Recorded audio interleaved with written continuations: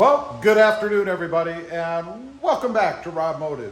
Today we're going to be installing the Prinsu roof rack on the top of my Toyota Tacoma. Now this is the cab roof rack, in case you're interested in which one.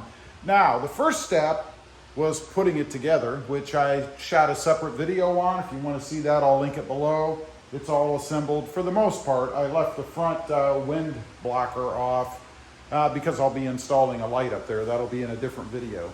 But first thing you want to do after you have it installed is go ahead and remove, if you have it already installed, the trim piece that runs all the way down the truck and then tucks back in back here. It just pulls off. There's some double-sided tape on there and then a couple of little brackety-like things that it kind of pushes into, one here and then one just like it in the front.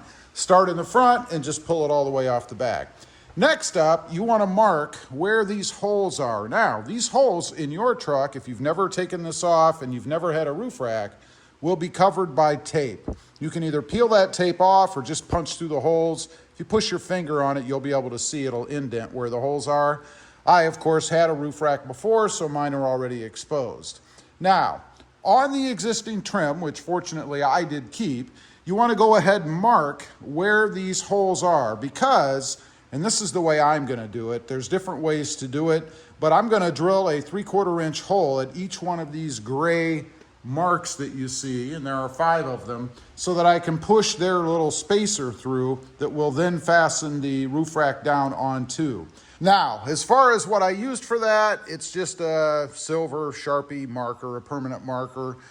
Makes it very easy to see where your holes are. Now, as far as drilling those holes, I'm going to use a step bit, or at least I'm going to try, and see how that works. If that doesn't work, I do have a 3/4 inch hole saw, I guess you call it, or hole bit, whatever you want to call this thing, that I can use. So we're going to see if that will work. These are the spacers that are going to go through those holes.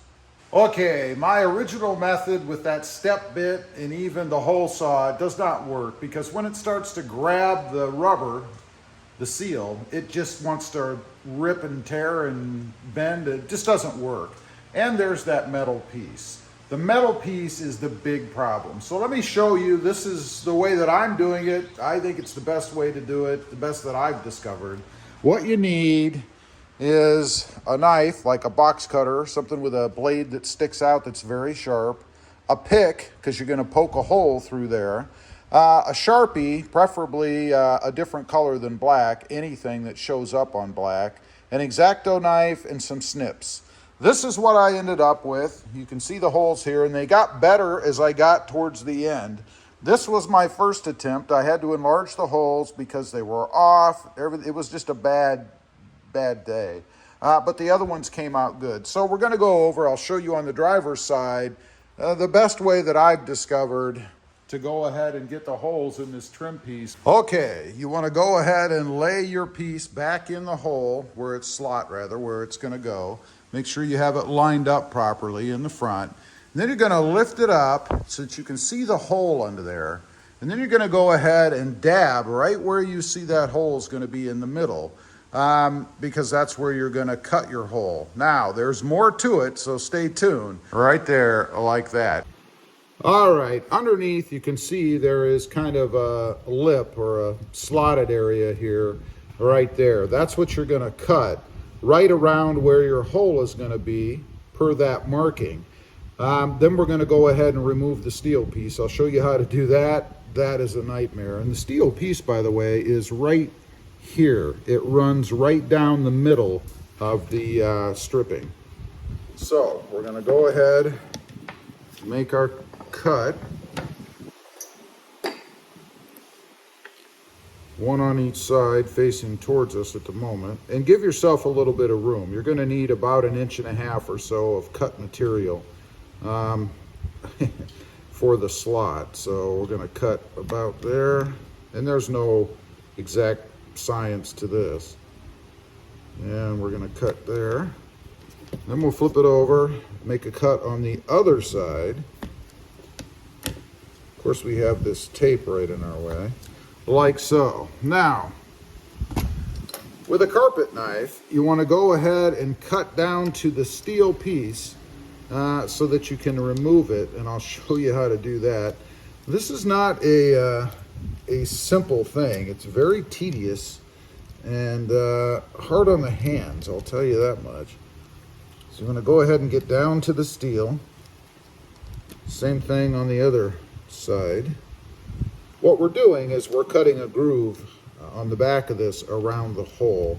And you wouldn't necessarily have to do this, I don't think, if it weren't for the steel bar that's in there. So thank you very much, Toyota, for putting that steel bar in there. Again, just down to the steel bar. And you don't have to worry about cutting through because it's steel. You're not going to cut through.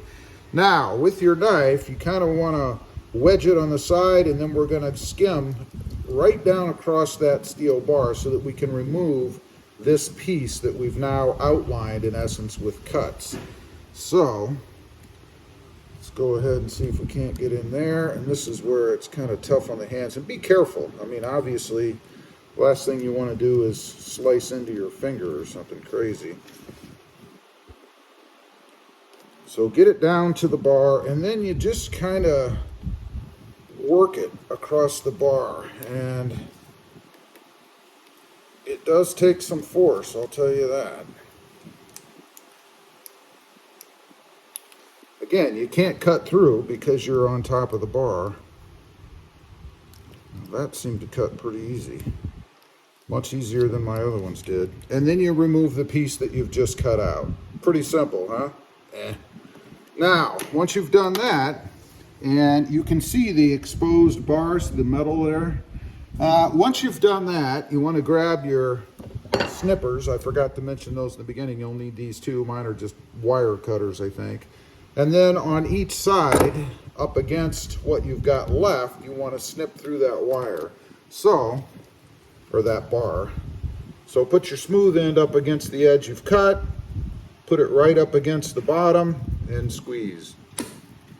You heard it, right? Same thing on the other side.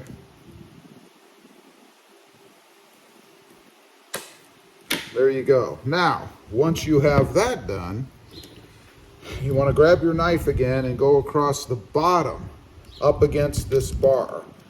Again, staying up against the bar because, of course, you could cut through the front. I haven't had that happen yet. Hopefully I won't.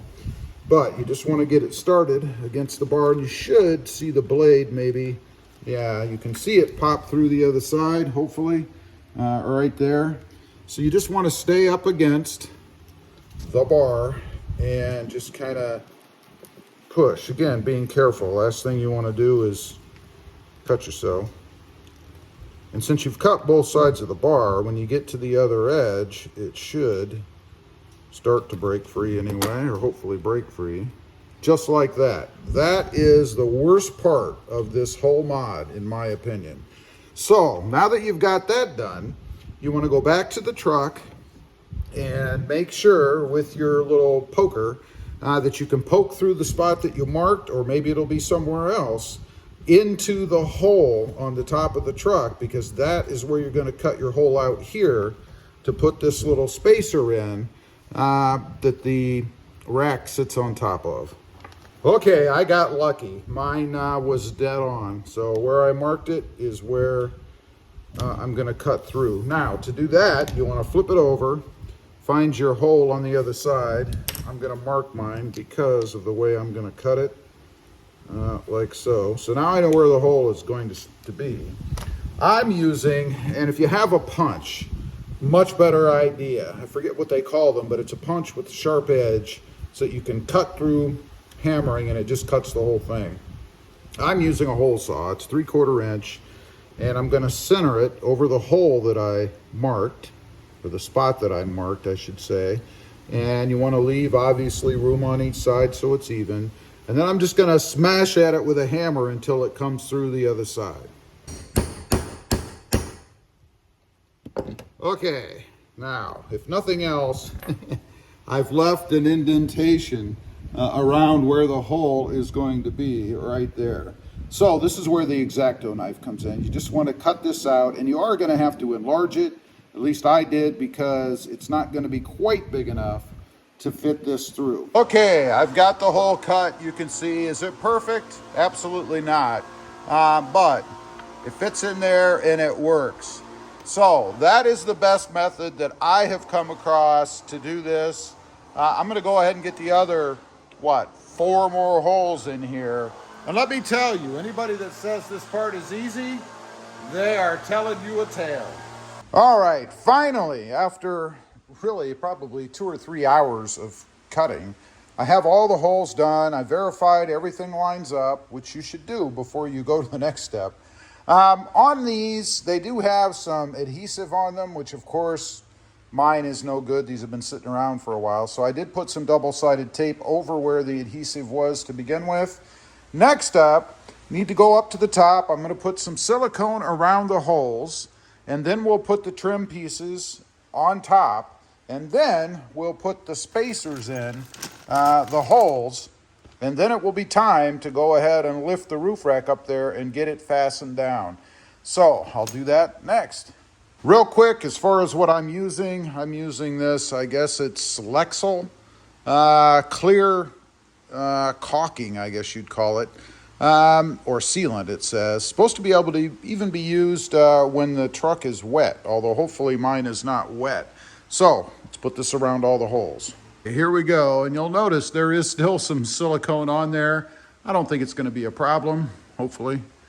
You just kind of want to slather this stuff around like so that you get good seal. You do not want any leakage, right?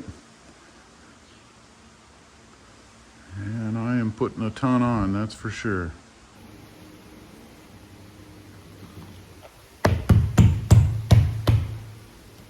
Don't forget the back piece, like I almost did. Next up, we want to put the little grommets in there, and then we'll do the other side. I call them grommets, they're really spacers. Go ahead and set all those in. Hopefully everything lines up. There will be some play, so it should be okay. That gets everything set in. Now I got to do the other side, and then we got to lift the rack up here.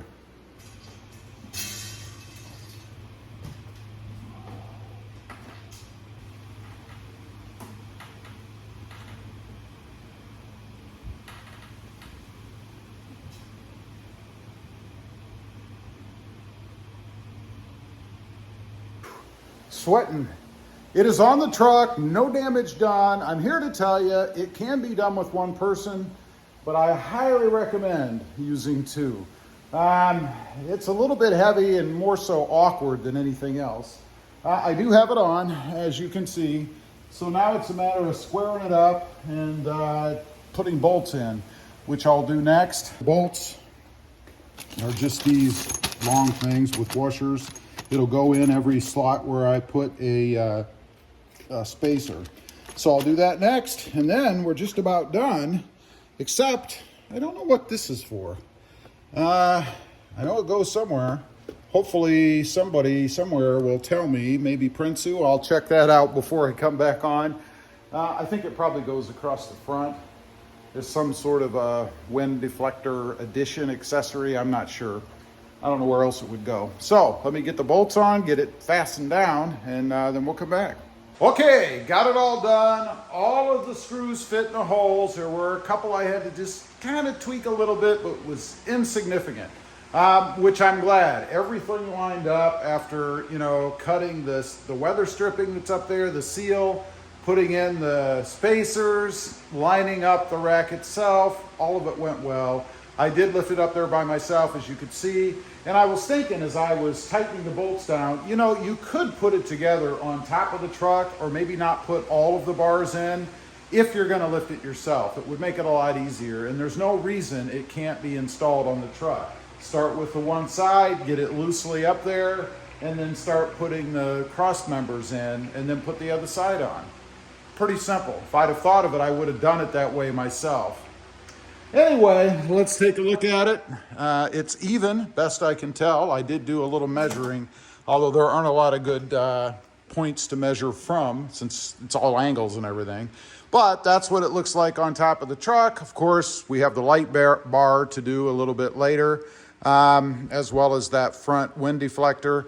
And speaking of that wind deflector, there was a piece that I told you I'd tell you what it was for. It actually goes across the bottom of the deflector. It's this black weather-like piece. It's not really weather, it's more decoration, I guess. But it is padded on one side, so if it's actually sitting against your truck, you'll have this little rubber cushion here, rather, to protect the truck, and you won't have metal on metal. It's a nice touch. It looks good either way. I think it finishes the edge. Once I have the light bar in up top, it's going to look awesome. Anyway, as far as mods go, you know, because of cutting that weather seal or that trim piece, you know, I'd probably give this one about an 8 out of 10 as far as difficulty goes. And honestly, it was not the funnest mod I've ever done. You know, there are some mods I do that I enjoy, like the Switch Pro that I put in along with the power tray. That I actually enjoyed doing. This was tedious because of those holes and not knowing exactly how to do it to begin with. Again, I would utilize the method that I showed you. That seemed to work pretty good. Everything lined up spot on after I was done, and it worked pretty good for me, not having a lot of specialized tools anyway. Leave a comment, let me know what you think. Do you dig it or not so much? Can't wait to get on to other things with it. I've got some lights and things I'm going to put into it on the sides, in the front, maybe a couple on the rear. Haven't actually decided how much I'm going to go, but I certainly have the capacity electrically to do all that. Let me know what you think. Also, real quick, I do have 2 additional channels. Mod Driven, all about, right now, the Mercedes-Benz, all kinds of mods and things on that car. And RobMotive JT, all about the Jeep Gladiator. Check them out, and if you're interested, why not subscribe? And while you're at it, smash the subscribe button here too. Thanks for watching. Stay safe out there. Bye.